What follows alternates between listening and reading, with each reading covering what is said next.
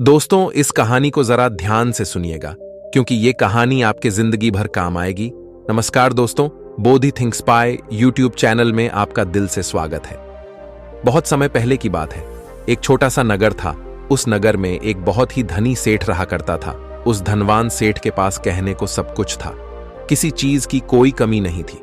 उस धनवान सेठ ने अपने जीवन में बहुत बड़े बड़े मुकाम हासिल किए थे। उसने अपने जीवन में कई सफलताएं प्राप्त की थी। वह जिस नगर में भी व्यापार करने जाता, वहां पर भी उसे सफलता मिलना निश्चित था। वह अपने जीवन में कभी भी हारा नहीं था। उसका व्यापार भी खूब जोरों शोरों से चल रहा था। उसके पिताजी ने उसे ऐसी 4 बातें बता रखी थी जिसका वह नियमित पालन किया करता था और उन्हीं बातों का अनुसरण किया करता था, और उन्हीं बातों की वजह से उसका जीवन बड़ा ही सुखमय था। वह जीवन के हर क्षेत्र में सफल था। ऐसे ही काफी समय बीत गया और अब वह धनवान सेठ काफी बूढ़ा हो चुका था। अब उसे लगने लगा था कि मेरी मृत्यु बहुत नजदीक है, मेरी मृत्यु कभी भी हो सकती है। और वह जानता था कि उसका बेटा बहुत भोला है, बहुत नादान है, उसे अभी दुनियादारी की समझ नहीं है। इसलिए उसने अपने बेटे को अपने पास बुलाया और अपने बेटे से कहा, बेटा, मैंने अपने पिताजी से 4 बातें सीखी थीं और उन्हीं बातों को मैंने अपने जीवन में उतारा। उन्हीं के अनुसरण की वजह से आज मैं अपने जीवन में इतना सफल हूं, अपना जीवन सुखमय पूर्वक बिता रहा हूं। उन्हीं बातों की वजह से आज मैं इतना सुखी हूं, संतुष्ट हूं और इतना धनवान हूं। ना ही कभी मुझे कोई बीमारी हुई और ना ही मुझे कभी कोई धन की कमी हुई। और तुम देख ही पा रहे हो कि मैं इस नगर का सर्वश्रेष्ठ धनवान हूं। लेकिन आज मेरे पास जो कुछ भी है, मैं उससे संतुष्ट हूं, मैं खुश हूं। लेकिन मैं चाहता हूं कि तुम मुझसे भी आगे बढ़ो, तुम और नाम कमाओ, तुम और धन कमाओ, लोग तुम्हारे बारे में जाने, तुम्हें पहचाने, क्योंकि हमारा समय कुछ और था और तुम्हारा आने वाला समय कुछ और ही है। उस धनवान सेठ ने अपने बेटे को अपने और करीब बुलाया और उससे कहने लगा, बेटा, आज मैं तुमको दुनिया की ऐसी 4 महत्वपूर्ण बातें बताने जा रहा हूं जो मुझे मेरे पिताजी ने बताई थी, और इसी के कारण आज मैं इतना सफल हूं। यदि तुमने इन सभी बातों को अपने जीवन में उतार लिया, इनका नियमित तौर पर पालन किया, इनका अनुसरण किया, तो तुम भी अपने जीवन में बहुत धनवान बन जाओगे, अपने जीवन को बहुत सुखमय तौर पर बिताओगे। इन बातों के अनुसरण से ना तो तुम्हारे घर परिवार में कोई दुख आएगा और ना ही तुम्हारे व्यापार में कभी कोई परेशानी उत्पन्न होगी। इतना कहकर धनवान सेठ अपने बेटे को 4 बातें बताना शुरू करता है। वह कहता है, बेटा, सबसे पहली बात है काम पर छाव में जाना और छाव में आना। दूसरी बात, अपने घर के चारों तरफ चमड़े की बांड रखना। तीसरी बात, हमेशा खाने को मीठा करके खाना। और चौथी बात, अपनी पत्नी को हमेशा बांध कर रखना। इतना कहकर वह धनवान सेठ अब निश्चिंत हो चुका था। वह यह जानता था कि उसका बेटा बहुत भोला है।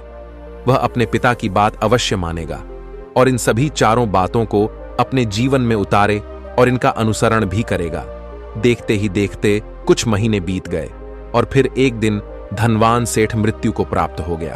अपने पिता की मृत्यु के बाद उस धनवान सेठ के बेटे ने उन सभी 4 बातों को एक कागज पर लिख लिया ताकि वह उन्हें भूल ना जाए, और उन्हीं बातों को वह अपने जीवन में उतारने लगा। उन 4 बातों का अनुसरण करने लगा। सबसे पहली बात जो उसके पिता ने उससे कही थी, छाव में जाना और छाव में आना, तो उसने अपने घर से लेकर अपनी दुकान तक पूरे रास्ते पर एक टेंट लगवा दिया, क्योंकि उसके पास पैसा तो बहुत था और उसे कोई रोकने वाला भी नहीं था। जब भी कोई उससे पूछता कि आखिर तुमने ऐसा क्यों किया, तो वह उसके जवाब में बस इतना ही कहता कि मेरे पिताजी ने मुझसे ऐसा ही करने को कहा है। इसके बाद उसने अपने पिता की अगली बात का अनुसरण किया। उसने अपने घर के दोनों तरफ चमड़े की एक दीवार खड़ी करवा दी। इसे देखकर आसपास के लोग बहुत क्रोधित हो गए। वे लोग उससे झगड़ा करने पर भी उतर आए। कई लोगों ने तो यह तक कह डाला कि आखिर तुमने ऐसा क्यों किया, चमड़े की बाड़ तुमने क्यों खड़ी करवा दी, चमड़े से बहुत बदबू आती है और इससे हमें तकलीफ होती है, इसे आज ही निकलवा दो। लेकिन कोई उसका कुछ भी ना बिगाड़ सका, क्योंकि उसके पास बहुत पैसा था। इसलिए कोई भी व्यक्ति उसका ज्यादा समय तक विरोध ना कर सका, और उसने भी मन बना लिया था कि वह अपने पिता की सभी बातों को पूरे दिल से मानेगा। उसके पिता ने उसे तीसरी बात कही थी, खाने को मीठा करके खाना, जिस कारण वह अपनी पत्नी से हर रोज खाने में कुछ मीठा ही बनवा आता था। कभी सेवियांज, कभी हलवा तो कभी मिठाइयां। हमेशा यही सब खाता रहता। और उसके पिता ने उसे चौथी बात कही थी, अपनी पत्नी को हमेशा बांध कर रखना, जिस कारण वह हर रोज अपनी पत्नी को रस्सी से बांध कर रखता था। ऐसे ही कई दिन बीत गए और देखते ही देखते अब वह सेठ के बेटे का जीवन धीरे धीरे बर्बाद होने लगा था, क्योंकि उसने अपने पिता की सभी बातों का गलत मतलब निकाला था और वह उसी के अनुसार उनका पालन कर रहा था। देखते देखते उसका उतना बड़ा व्यापार अब ठप होने लगा था। उसके यहां पर ग्राहकों की संख्या कम होने लगी थी, क्योंकि जब उसका मन करता तब वह दुकान जाया करता और जब उसका मन करता तो वह दुकान से वापस घर लौट आता। उसका अपने पिताजी के इस कारोबार में मन नहीं लगता था। इस कारण उसके सारे ग्राहक अब उससे नाराज होने लगे थे। उसके सारे ग्राहक अब एक एक करके उस दुकान को छोड़ते चले जा रहे थे। इस तरह उसका पूरा व्यापार अब ठप हो चुका था। जिस व्यापार को खड़ा करने में उसके पिताजी ने खून पसीना एक कर दिया था, उस व्यापार को उसने कुछ ही महीनों में पूरी तरह से बर्बाद कर दिया था। अब उसका धंधा बहुत कम हो चुका था, जिस कारण वह बहुत परेशान रहता था, वह बहुत चिंतित रहता था। और इसके साथ ही उसने अपने घर के चारों तरफ चमड़े की दीवार खड़ी करवाई थी। उस कारण आसपास पर बहुत गंदी बदबू फैल चुकी थी। इसलिए जो भी उसके आसपास रहते थे उन सभी ने वह घर छोड़कर कहीं और पर अपना बसेरा बसा लिया। चमड़े की बदबू के कारण अब उसके घर में भी कोई नहीं आता था। यहां तक कि उसके मित्र और रिश्तेदार भी उस घर में आने से कतराते थे। लेकिन अब भी उसे समझ नहीं आ रहा था कि आखिर यह सब हो क्यों रहा है। वह बहुत परेशान रहने लगा था और वह हमेशा मीठा भोजन किया करता था, जिस कारण उसका वजन बहुत ज्यादा बढ़ चुका था। और इस मोटापे के कारण उसके शरीर में ना जाने कितनी सारी बीमारियों ने अपना घर बना लिया था। आए दिन उसके घर पर वेद आने लगे थे। इन्हीं कारणों से अब उसका पैसा भी इन चीजों में बर्बाद होने लगा था। और अपने पिता की चौथी बात उसने मानी थी, वह थी अपनी पत्नी को बांध कर रखता, जिसकी वजह से उसकी पत्नी उससे नाराज हो गई और वह घर छोड़कर अपने मायके लौट गई। उसने अपनी पत्नी को मनाने की कोशिश की, तरह तरह के उपाय किए, लेकिन उसकी पत्नी नहीं मानी। और वैसे भी कोई भी स्त्री ऐसे मर्द के साथ क्यों रहना चाहेगी जो उसे बेवजह ही बेबात पर बांध कर रखता हो। देखते देखते अब वह सेठ के बेटे का पूरा जीवन बर्बाद हो चुका था। ना तो अब उसके पास व्यापार बचा था, ना ही धन, ना ही उसकी पत्नी और ना ही वह रिश्तेदार जो पैसों के लिए उसके आसपास घूमा करते थे। और तो और अब उसका स्वास्थ्य भी ठीक नहीं रहता था, जिस कारण वह बहुत चिंतित रहने लगा था, बहुत परेशान रहने लगा था। उसे यह सब समझ ही नहीं आ रहा था, क्या हो रहा है और क्यों हो रहा है।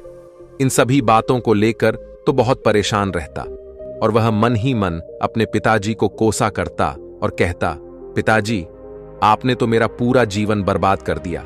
आपकी उन 4 बातों के कारण आज मुझसे मेरा सब कुछ छिन चुका है। ना तो मेरे पास व्यापार रहा, ना ही धन दौलत, ना ही वह रिश्तेदार, ना ही मेरी पत्नी, और यहां तक कि मेरे स्वास्थ्य ने भी मेरा साथ छोड़ दिया है। आप ही के कारण आज मेरा पूरा जीवन बर्बाद हो चुका है।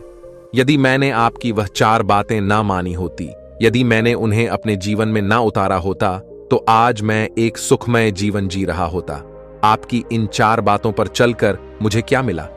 मैंने एक आज्ञाकारी बेटे की तरह आपकी सारी बातें भली भांति मानी, उन पर यकीन किया, उनका अनुसरण किया। लेकिन मैं ही मूर्ख था जो मैंने आपकी उन बातों पर आंख बंद करके यकीन कर लिया। इतना कहकर वह फूट फूट कर रोने लगा। तभी उसे एक दिन पता चला कि उसके पास के नगर में एक साधु आए हुए हैं और वह साधु सभी की समस्याओं का हल बताते हैं। चाहे कैसी भी समस्या हो, वह उसका निवारण अवश्य करते हैं। यह सुनकर उसने सोचा कि चलो एक बार मिलकर देखता हूं, हो सकता है कि मेरी भी समस्या का समाधान मुझे मिल जाए। इस आशा के साथ वह उन साधु के पास पहुंचा। वहां पहुंचकर सीधा उनके चरणों में जा गिरा और जोर जोर से रोने लगा। वह कहने लगा, हे गुरुवर, अब आप ही मुझे बचा सकते हैं। मेरे पिताजी ने तो मेरा पूरा जीवन बर्बाद करके रख दिया।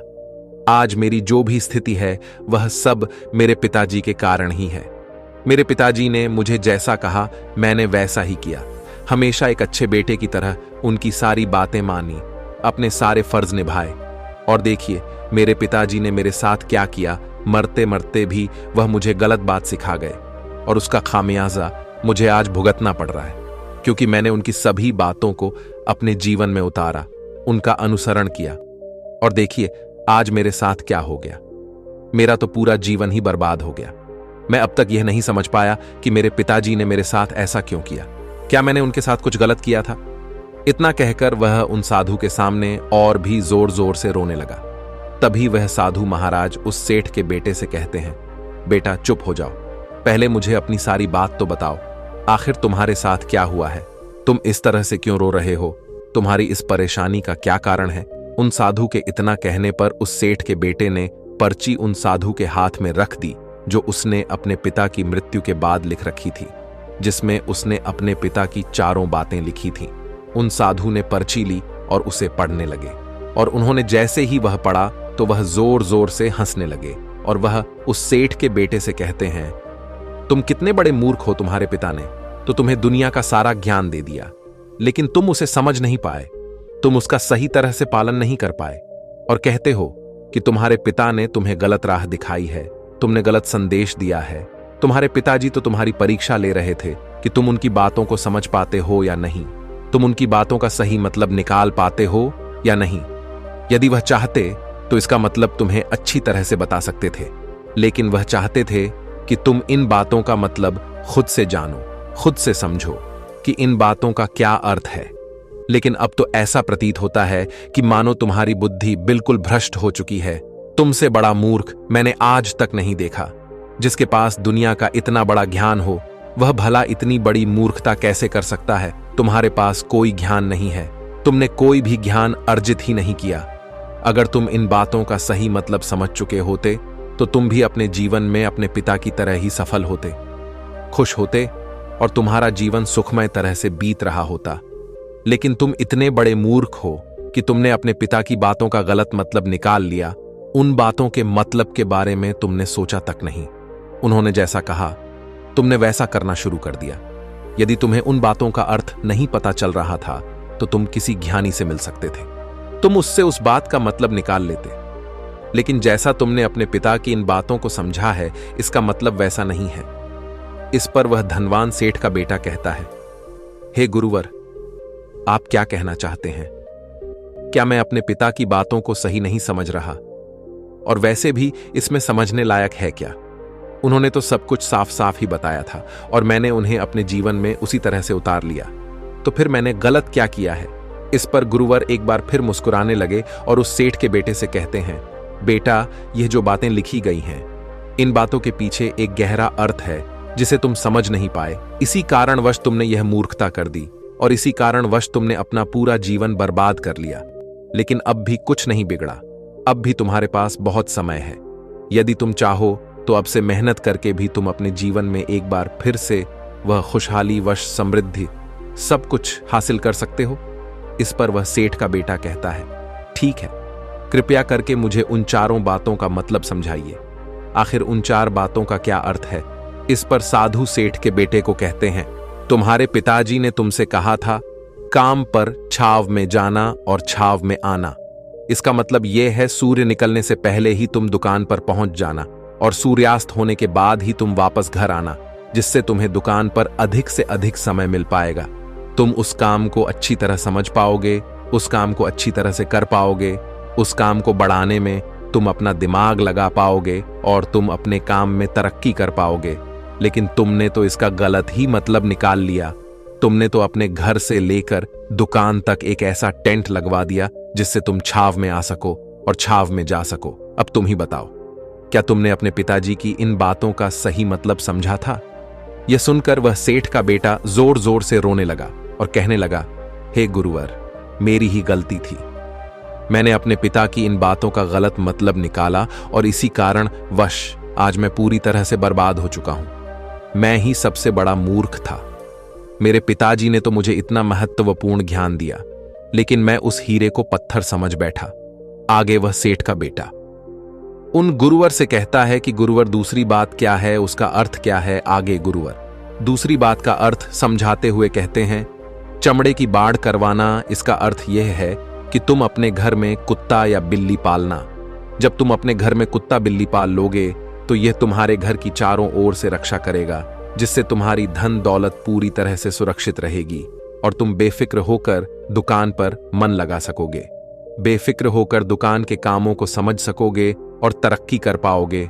और तो और तुम्हारे मन में कभी यह भी डर नहीं होगा कि कहीं कोई चोर आकर मेरी संपत्ति न चुरा ले। चमड़े की बाढ़ करवाने का असली मतलब यह है, लेकिन तुमने तो चमड़े की बाढ़ करवाने का मतलब कुछ और ही निकाल दिया। तुमने तो अपने घर की 2 दीवारों को ही चमड़े से पूरी तरह से भरवा दिया, जिस कारण आसपास गंदी बदबू फैल गई। तुम्हारे आसपास के पड़ोसी भी अपना घर छोड़कर कहीं और चले गए। यहां तक कि तुम्हारे मित्र, तुम्हारे सगे संबंधी भी उस बदबू के कारण तुम्हारे घर पर आने से कतराने लगे। और अब हालत यह हो चुकी है कि ना तो तुम्हारे घर पर कोई आता है और ना ही कोई जाता है। और इसी कारणवश लोग तुम्हें नापसंद करने लगे। और तुम्हारी बर्बादी का यह भी कारण है। आगे सेठ का बेटा कहता है, हे गुरुवर, यह सब तो ठीक है, लेकिन यह खाने को मीठा करके खाना, इसका क्या मैंने इसका भी अर्थ गलत निकाला है क्या? मैंने तो अपने पिता की बातों के कहे अनुसार ही हर रोज मीठा खाया और आज देखिए मेरा शरीर कितना वजनदार हो चुका है, जिस कारण मुझे अनेक प्रकार की बीमारियों ने घेर रखा है। क्या मैं इस बात को भी गलत समझ रहा था? इस पर वह साधु उस सेठ के बेटे से कहते हैं, हाँ, तुमने इस बात का भी गलत मतलब ही निकाला है। मीठा करके खाने का अर्थ यह है कि जब भी तुम्हें भूख तेजी से लगे तभी तुम्हें भोजन करना है, ना उसके पहले और ना उसके बाद। अन्यथा यदि तुम्हें भूख ना लगी होगी और तुम्हें भोजन मिल जाए तो तुम उस भोजन की कभी कदर नहीं करोगे। वह रोटी तुम्हें कभी मीठी नहीं लगेगी, फिर चाहे वह भोजन कितना भी स्वादिष्ट क्यों ना हो, चाहे भोजन कितना भी लाजवाब क्यों ना हो, तुम उसकी कदर कभी नहीं कर पाओगे, तुम उसका सम्मान कभी नहीं कर पाओगे। किंतु जब एक व्यक्ति को जोरों की भूख लगी होती है तो उसके सामने यदि तुम सूखी रोटी भी रख दो तो भी वह उसके लिए किसी पंचमेल से कम नहीं है। वह उसे प्रेम पूर्वक खाता है, उसका आदर करता है, उसका सम्मान करता है, और वह रोटी उसे मीठी लगती है। इसीलिए तुम्हारे पिताजी ने यह कहा था कि भोजन मीठा करके खाना, जिससे तुम्हारा स्वास्थ्य भी अच्छा रहेगा। क्योंकि जब एक व्यक्ति को भूख लगी होती है और उस समय पर जब वह भोजन करता है तो वह उसके लिए एक अमृत समान होता है, और वहीं पर जब किसी व्यक्ति को भूख ना लगी हो और ऐसे समय पर वह भोजन करता है तो वह उसके लिए विष समान है, वह उसे बहुत नुकसान पहुंचा सकता है। लेकिन तुमने तो इसका भी गलत मतलब निकाला था। तुम हर रोज मीठा खाने लगे, जिस कारण तुम्हारा वजन बढ़ने लगा, और इसी कारणवश तुम्हारे शरीर में अनेक रोग ने अपना घर बना लिया और यह तुम्हें मृत्यु के करीब ले जा रहा था। इसलिए आज से जब भी तुम्हें जोरों की भूख लगे तभी भोजन करना तुम्हारे लिए अत्यधिक फायदेमंद होगा और तुम्हारे शरीर को हमेशा निरोगी बनाने में तुम्हारी मदद करेगा। और जब भी तब भोजन की आवश्यकता ना हो, तुम्हें भूख ना लगी हो, ऐसे समय पर भोजन कभी ना करना। यह तुम्हारे लिए बहुत नुकसानदायक साबित होगा। और यही तुम्हारी तीसरी गलती थी, जिस कारण तुम्हारा पूरा जीवन बर्बाद हो रहा था। आगे सेठ का बेटा कहता है, चौथी बात तो बिल्कुल साफ लिखी गई है, अपनी पत्नी को हमेशा बांध कर रखना। तो इसका अर्थ भी कुछ और है क्या? मैंने इसका भी गलत मतलब निकाला है। इस पर साधु कहते हैं, हाँ बेटा, अपनी पत्नी को बांध कर रखने का अर्थ यह नहीं है कि तुम रोज रस्सी से बांध कर रखो, बल्कि इसका अर्थ तो यह है कि जब भी तुम दोनों के बीच में कोई आपसी मतभेद हो जाए, कुछ नोक झोंक हो जाए, तो तुम अपनी पत्नी पर हाथ मत छोड़ना। जब तक एक स्त्री का पति उसके साथ रिश्ते में बंधा होता है तो वह अपने रिश्तों में बंध जाती है और वह अपने रिश्ते को पूर्ण तरीके से निभाने का हर मुमकिन प्रयास करती है। और ऐसे समय पर यदि तुम्हारे बीच कुछ नोक झोंक हो जाए, कुछ गलतियां हो जाएं, और ऐसे समय पर तुम उस स्त्री का हाथ नहीं छोड़ते तो वह तुम्हें छोड़कर कभी नहीं जाएगी। लेकिन इसका अर्थ यह भी नहीं है कि तुम अपनी पत्नी पर अत्याचार करो, बल्कि तुम्हारे पिताजी यहां पर कहना चाहते थे कि जो भी कोई व्यक्ति तुम्हारे साथ किसी रिश्ते में जुड़ा हुआ है, उसे अपने रिश्ते में इस तरीके से बांध लो कि वह तुम्हारे साथ झगड़े और नोक झोंक के बाद भी नुकसान न पहुंचा सके, वह तुम्हारे साथ कुछ गलत ना कर सके और तुम्हारा फायदा ना उठा सके। अपने रिश्तों को हमेशा बांध कर रखना, उन्हें खुला मत छोड़ना, अन्यथा वह तुम्हारे हाथ से फिसल जाएंगे। और हम में से अधिकांश लोग अपने जीवन में यही गलतियां करते हैं और अपने नए रिश्तों को कभी समय नहीं देते, जिस कारण उनका रिश्ता उतना मजबूत नहीं हो पाता और इसी कारणवश वह अपने रिश्ते से हाथ धो बैठते हैं। और यही गलती तुमने भी की। तुमने तो अपनी पत्नी को बांध कर रखा था, तो भला वह तुम्हें कैसे माफ कर सकती है? और यही कारण है कि वह तुम्हें छोड़कर चली गई। तुमने जो अपनी पत्नी के साथ किया वह माफी के लायक नहीं है। लेकिन तुम्हें अपनी पत्नी से माफी मांगनी चाहिए, क्योंकि तुमने गलत किया है। इसलिए जाओ और अपनी पत्नी से माफी मांगो, उसे वापस घर लाओ। और यही वह 4 बातें थीं जो तुम्हें तुम्हारे पिता ने समझाने का प्रयास किया था, लेकिन तुमने इन सभी बातों का गलत मतलब निकाला और इसी कारणवश तुम पूरी तरह से बर्बाद हो गए। किंतु अभी भी तुम्हारे पास बहुत समय है। यदि तुम इन सभी बातों का सही से अनुसरण करते हो तो तुम अपने जीवन में एक बार फिर से वह सब कुछ हासिल कर सकते हो जो तुमने खोया है। ये सारी बातें हमारे जीवन की पूरी परेशानियों का समाधान है। तुम किसी भी तरह से इनको देख सकते हो। यदि तुम कामयाब होना चाहते हो तो तुम्हें मेहनत करनी ही होगी। सूर्य निकलने से पहले तुम्हें अपने घर से निकलना होगा और हमेशा सूर्य के ढलने के बाद ही तुम्हें घर वापस लौटना होगा, ताकि धन दौलत को कोई तुमसे छीन ना ले। तुम्हें अपने रिश्तों को कुछ इस तरीके से बांधना होगा ताकि वह रिश्ते तुम्हें परेशान ना करें, तुम्हें तकलीफ ना पहुंचाए, तुम्हारा फायदा ना उठाए। और हमेशा एक अच्छा और स्वस्थ भोजन करना जब तुम्हें भूख लगी हो, ताकि तुम्हें जो भी सांसें मिली हैं तुम उसे खुशी खुशी जी सको। और अपने रिश्तों को हमेशा बांध कर रखना, उन्हें खुला मत छोड़ना, अन्यथा वह तुम्हारे हाथ से फिसल जाएंगे। और अपने घर में अवश्य ही कुत्ते या बिल्ली को जरूर पालना, ताकि तुम्हारा धन हमेशा सुरक्षित रहे। इन सभी बातों का अपने जीवन में अनुसरण करने के बाद तुम अपने जीवन में सब कुछ एक बार फिर पा सकते हो जो तुमने आज तक खोया है। और हो सकता है कि तुम इससे भी अधिक उन्नति कर पाओ, इससे भी अधिक समृद्धि पा सको, अपने जीवन को खुशहाल और सुखमय बना सके। इतना कहकर वह साधु शांत हो गए और सेठ का बेटा भी अपनी सभी गलतियों को समझ चुका था। उसने उन गुरु को प्रणाम किया और वापस अपने घर लौट गया। उसने उन सभी 4 बातों को अपने जीवन में उतारा, उनका सही सही अनुसरण किया। उसके बाद से उसके जीवन में सकारात्मक प्रभाव दिखने लगे। वह एक बार फिर से अपने व्यापार को खड़ा करने में सफल रहा। वह एक बार फिर से अपनी पत्नी को घर लाने में सफल रहा और देखते ही देखते उसका जीवन सुखमय और आनंदमय हो गया था। तो दोस्तों, मुझे उम्मीद है कि आपको यह आज कहानी पसंद आई होगी और आपने इससे कुछ सीखा होगा। कहानी के बारे में अपने विचार आप हमें नीचे कमेंट बॉक्स में कमेंट करके बता सकते हैं। जाने से पहले वीडियो को लाइक करें और चैनल को सब्सक्राइब जरूर करें। तो चलिए मिलते हैं ऐसी ही कोई नई कहानी। तब तक के लिए अपना ख्याल रखें। धन्यवाद और नमो बुद्धाय।